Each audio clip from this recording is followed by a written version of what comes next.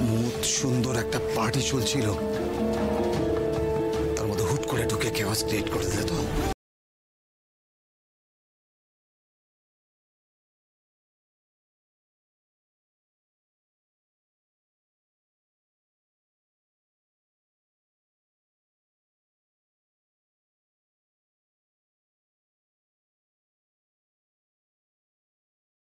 দাঁড়াও, যাবে তো বটেই, তার আগে বলো এখানে আসার সাহস কি করে পেলে? চুপ করে দাঁড়িয়ে রইলে কেন? উত্তর দাও বিজয়া, উত্তর দাও।